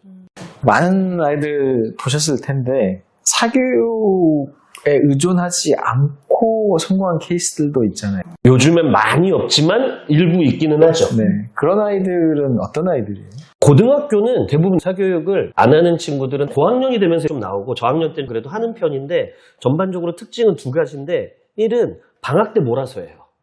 학기 중에는 사교육을 별로 안 받아요. 내신 공부하려면 시간이 필요하거든요. 그래서 수강을 하더라도 문제만 받아다가 자기가 풀어본다든지, 방학 때는 선행을 좀 하더라도 학기 중에는 책도 읽어야 되고 뭐 수행평가도 해야 되고 하니까 자기 공부 시간을 최대한 갖는 아이들이 많고, 그 다음에는 평상시에 공부 루틴이 정해진 애들은 점점 영어는 내가 혼자 해볼게, 국어도 내가 혼자 해볼게 이렇게 시작하는 거고, 그 다음에는 사교육을 받을 때 학원 커리를 따라가질 않아요. 저는 여기랑 여기가 약하니까 여름방학 때 이걸 끝내주세요가 가능한 학원을 가거나 본인이 그렇게 요구를 하고 원하는 걸 얻어오는 거죠, 학원으로부터. 원래 줬던 주도권을 가지고 오는 애들이잖아요. 이게 저학년일 때는 도움을 받는 게 필요한데 고등학교 고학년에 올라가면 최상위권 애들은 정말 학원을 그렇게 많이 다니진 않아요. 너무 공감하는 게 어머님들이 가장 궁금해하시는 거 이런 건 어떻게 만들어지냐, 이런 건 타고나는 거냐 아니면 만들어지는 거냐. 그럼 제가 항상 말씀드리는 게 여기서 어머님들이 조급증인데 이건 당연히 만들어지는 거죠. 근데 이걸 만들기 위해서는 시간을 애한테 줘야 돼요. 일주일에 미니멈 6시간은 자기주도 학습 시간을 좀 줘보셔라. 그거를 하루에 1시간씩 배치를 해도 되고 아니면은 주 3일에 2시간씩 배치를 해도 되는데, 사실 공부 잘하는 학생의 가장 핵심이 메타인지거든요. 자기가 뭐가 부족하고 그 부족한 거를 어떤 식으로 채워야 될지를 처음에는 부모님이 같이 봐주셔야 되겠지만 결국 자기가 스스로 뭔가를 해볼 수 있는 시간을 주셔야 되는데, 이런 얘기를 들으면 어머니들 뭐라 하시는지 아세요? 속 없는 소리. 믿을 수가 없으시다는 거야. 그렇죠. 애를 어떻게 1시간을 그냥 두냐는 거죠. 그럼 우리 애는 100% 멍 때릴 것 같은데요? 차라리 그 시간에 숙제를 시키거나 학원을 보내는 게 나을 것 같은데요? 비슷한 게 뭐냐면 공부하는 법을 몰라서 공부를 못 한다고. 근데 공부의 방법이 어디 있어요? 그냥 오래 보고 열심히 보다 보면 방법이 생기는 거죠. 맞아요. 자기가 찾아가야 되는데. 방법을 알고 공부하면 그런 류의 책을 읽으면 애들이 공부를 다 잘해야 되잖아요. 근데 그렇지 않고 명강사의 강의를 듣고 싶으면 EBS에 좋은 강사들 많은데 본인만 열심히 들으면 그게 돼야 되는데 그게 어렵다는 건 저도 아는데, 그래도 초중학교 때 충분히 생각하고 할 시간을 주지 않으면 고등학교 땐 그럴 시간이 없어서. 맞아요. 새로운 시도를 할 맞아요. 리스크가 크다고 생각해요. 맞아요. 요즘에 뭐까지 잡아준 애가 있냐면 어머니가 공부를 못하는 이유가 공부하는 법을 몰라서라는 거예요. 근데 그 말이 무슨 말인지도 이해가 되니까. 얘가 스케줄러 쓰는 법도 모르는데, 저는 스케줄러 쓰는 것 자체가 학업에 도움이 엄청나게 된다고 생각하진 않는데 점검을 할 때는 필요하거든요. 그래서 이렇게 보니까 얘가 총 공부 시간이 몇 시간이고 자습 시간이 확보되려면 몇 시간이 나와야 되는데, 학원 숙제를 제외한 자습 시간을 보니까 주중 자습 시간이 0시간인 거예요. 그리고 자기 점검을 시켜봤더니 학원 숙제하는 시간이 30시간이에요. 얘가 공부가 될까? 근데 얘는 불만이에요. 왜냐면 얘도 한 번도 놀아본 적이 없는 애예요. 자기는 매일 공부만 한다는 거예요. 그게 공부한다는 착각. 그렇죠. 네. 그러니까 지금 말씀해주신 공통점이 진짜 공부 잘하는 아이들은 그 시간이 있다는 거죠. 오히려 학년이 올라갈수록 학원을 덜 다니게 되고, 맞아. 필요하다 그러면 내가 콕 집어서 부족한 게 뭔지 아니까. 사실 그런 모습만 살짝만 봐도 얘는 진짜 공부 잘할 아이라는 게 느낌이 오시잖아요. 그래서 그거를 만들어 주셔야 된다고 항상 말씀드리거든요. 어머님들 그냥 부러워만 하시는 거야. 근데 그 친구도 그 단계까지 가기 위해서 분명히 초등학교, 중학교 때 이런 식의 부침의 단계가 분명히 있거든요.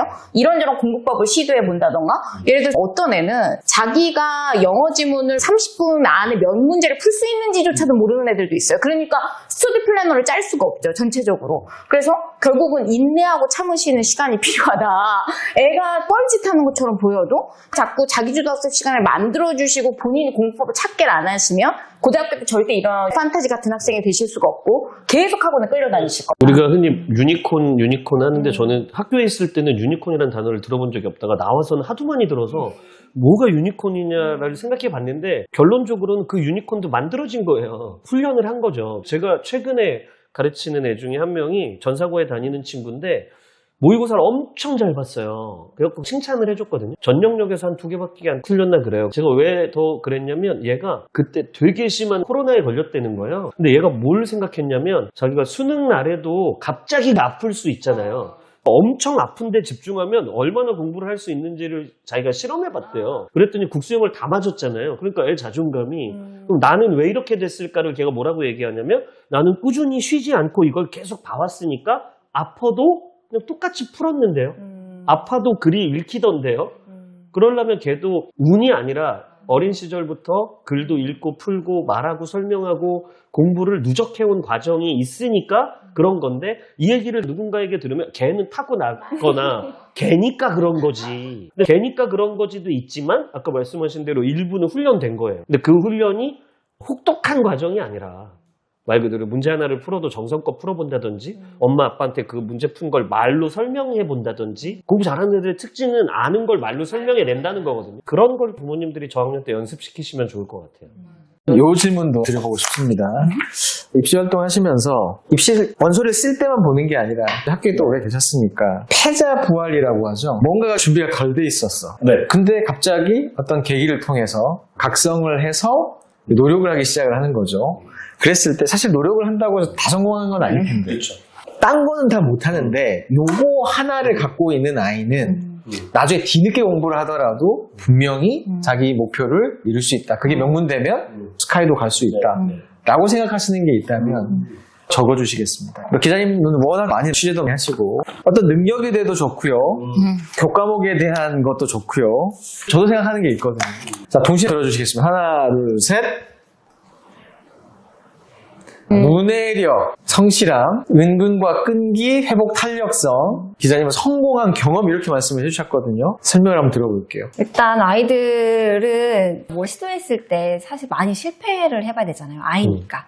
근데 실패를 권장하지 않잖아요, 그렇죠? 가장 큰 문제가 그거예요. 취재를 하면 할수록 느끼는 게 특히 부모님들은 내 아이는 결핍을 모르게 하고 싶다라는 걸 대놓고 얘기하세요. 왜냐면 지금 학부모님 같은 경우는 이미 본인들이 다 해보셨어요. 공부도 뭐 해보시고 유학도 갔다 오시고 그럼에도 불구하고 여러 가지 사회생활에서 실패를 하셨던 경험들이 있으실 거 아니야. 하나씩 뭐 부족했던 경험들이, 결핍들. 네. 근데 이런 경험들을 굳이 내 아이가 똑같이 겪게 하고 싶진 않다라는 것 때문에 어린 아이 있을 때 넘어지는 것도 넘어지면 이렇게 안아야지고 그렇죠. 그랬는데 이 아이들이 이럴수록 사실 실패에 대한 두려움이 커지거든요. 뭘 하나 했을 때 스스로 했다는 성취감을 줄 수 있는 게 과연 무엇이나 될까라는 생각이 들어요. 예를 들어 경시대 나가서 상을 받았어요. 하지만 이게 정말 자기 주도로 해가지고 했던 거라면 성공했던 경험이 될 수가 있지만 사교육이라던가 끌려감을 통해서 이뤘다라고 하면은 사실 이게 스스로 성공했다는 성취감 느낄 수 있을지 스스로 성공했던 경험이 있는 아이들은 언젠가 미끄러지거나 뭐 실패해도 그때 그 경험 때문에 그 성공할 수 있는 힘이 있다고 생각합니다. 네, 소장님은 은근과 끈기와 회복 탄력성을 말씀해 주셨는데 실제로 고등학생 때 공부를 안 해서 올라왔지만 나중에 정말 잘하는 아이들 사례가 분명히 있으실 것 같아요. 꽤 많이 봤죠. 네. 어떤 공통점이 저는 어떤 애도 봤냐면 고3 끝나면 수능 치르고 나면 여러 문화행사 다니거든요. 영화도 보고 여자친구들은 화장하는 법을 배우기도 하고. 근데 어느 날은 경복궁을 갔는데 유치원생들이 손잡고 걸어가는데 제가 가르쳤던 남자애가 진짜로 눈물을 글썽글썽 거리는 거예요. 그래서 너 왜 애 낳고 싶어? 왜 결혼을 빨리 하고 싶어? 왜 애를 보고 네가 울컥하냐고. 딴 게 아니고 걔는 말하자면 수포자였는데 고등학교 와서 공부를 하려니까 너무 힘들었던 애인 거죠. 걔들 보고 무슨 생각이 들었냐면 다시 태어나면 내가 수학을 잘할 수 있을까? 라는 생각을 어린애를 보고 했대요. 근데 그 친구 반에서 한 4등 정도까지 성실함으로 끌어올린 친구였거든요. 근데 그 친구는 그래도 제가 너 어느 대학 갈 수 있어가 아니라 너는 뭐 하면서 사는 게 즐거울 것 같은지를 계속 고민해보라고 얘기했었거든요. 대학교 졸업하고도 한 3년 정도 있다가 사법고시가 돼서 출입증을 들고 찾아왔더라고요. 아니면 둔재여서 1학년 때는 내신이 1.1이었는데 2학년 가면서 1.89, 2.0까지 밀리는 거예요. 그러면 일반계 고등학교에서는 의대 내신으로 가기는 거의 불가능해진 내신이거든요. 이 친구한테 제가 너 의대 말고 생명과학이나 화학 쪽으로 가야 될 것 같아 라고 말할 때 상담하다 제가 울었거든요. 왜냐면 평생 본 애 중에 걔가 제일 의사 돼야 될 것 같은 애였어요. 진짜 둔재인데 너무 성실한 애예요. 졸업하고 삼수할 때 수의대 성적이 나왔거든요. 지원을 안 했어요. 그래서 제가 이 바보 같은 놈아 지원을 해놓고 사수를 하더라도 해야지 그랬더니 수의학과가 나쁜 건 아니고 본인이 되고 싶은 건 그냥 의사여서 수의대가 되면 마음도 꺾일 것 같고 그러다가 사수하고도 안 됐거든요. 오수하고 갔어요. 그러니까 저는 원래 공부를 잘하고 성적이 좋아서 들어온 애들이 대학을 잘 가는 것도 봤지만 그렇지 않은 애들이 잘 갈 때 보니까 아 이건 의지의 문제구나. 의지가 있으면 대한민국 시험, 수능도 그렇고 입시 자체가 수능도 30년이 넘은 시험이거든요. 이미 구조나 설계가 다 발가벗겨질 대로 발가벗겨지고 분석이 끝난 시험이에요. 운전면허 시험이란 말이죠. 어떤 의미에서는. 끝없이 반복하면 의지가 있으면 누구든 그 정도는 풀 수 있어요.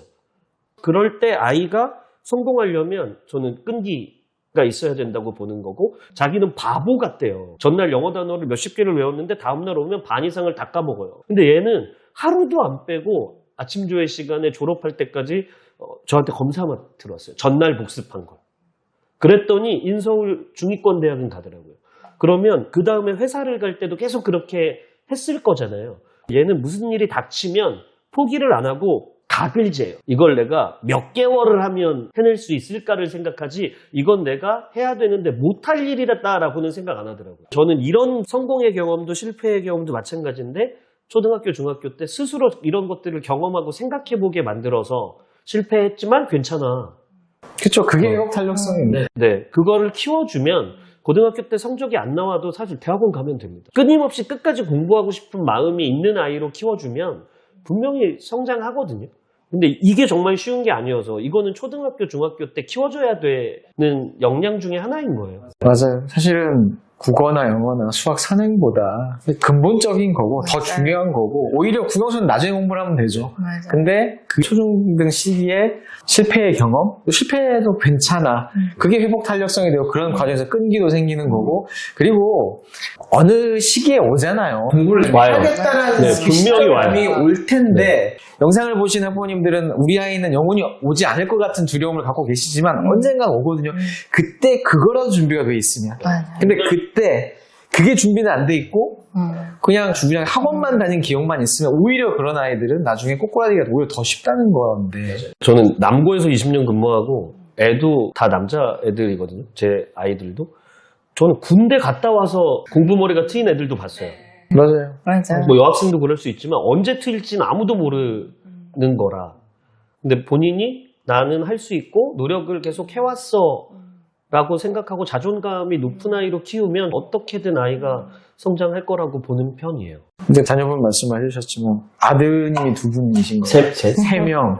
근데 입시를 하시는 입장이고 또 고등학교 선생님의 입장인데 아들 셋은 어떻게 교육을 시키셨을까? 갑자기 그러니까 어떤 철학을 갖고 하셨을까? 아 근데 저건 있어요. 제 자식도 제 말만 안 들어요. 주로 삼촌들이나 맞아요. 옆 학교 선생님이나 뭐 이런 분들이 학원 해주지. 선생님 말은 잘 들어서. 근데 제가 요구한 건 저거였죠. 성실함. 저희 첫째는 대학을 갔는데 제가 강조한 건 그거였어요. 고등급제에서 내신이 몇 등급이냐를 가지고 네가 공부를 했네 안 했네 하진 않겠다. 근데 진로 선택 과목을 B를 맞으면 너를 가만두지 않겠다. 왜냐면 이거는 성실하기만 해도 A를 받을 수 있는 거거든요. 대부분의 학교가. 내가 원하는 건 네가 어른이 말하면 잘 들었으면 좋겠고 친구들과 사이좋게 지내고 해야 될 일은 하는 아이로 컸으면 좋겠다는데 대학을 본인이 원하는 계열에 원하는 걸 할 수 있는 대학에 가긴 했는데 이전에 제일 기분이 좋았던 건 대입에 성공했던 게 아니고 친구들이 롤링페이퍼를 했을 때 얘의 성격이나 이런 거에서 네가 너무 착하고 말을 예쁘게 해서 좋았어. 근데 남자애가 말 예쁘게 한다는 표현을 남자친구들이 해주진 않거든요. 유니콘인데. 진짜. 그런 면에서는 그러면 되지 않았나. 원하는 대로 자라줬네요. 네, 제가 원하는 방향으로는.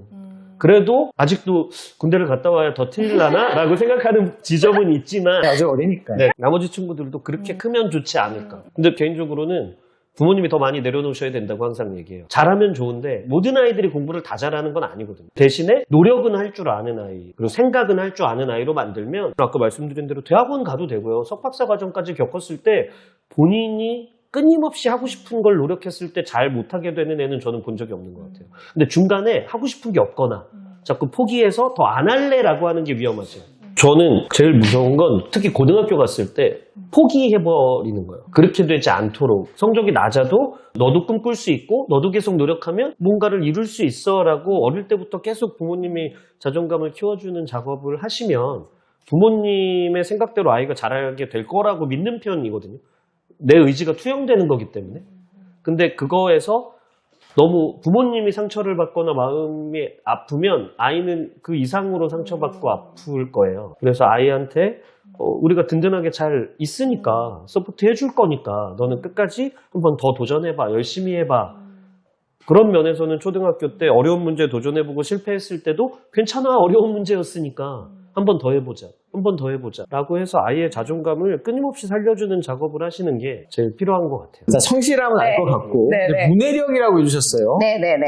왜 문해력일까요? 패자부활의 키. 워낙 앞에 좋은 얘기를 해주셔가지고 저는 짧게 사례를 말씀드리면 제가 가르쳤었던 학생 중에 전자사를 갔는데 처음 들어갈 때는 본인이 문과라고 생각하고 들어간 친구였어요.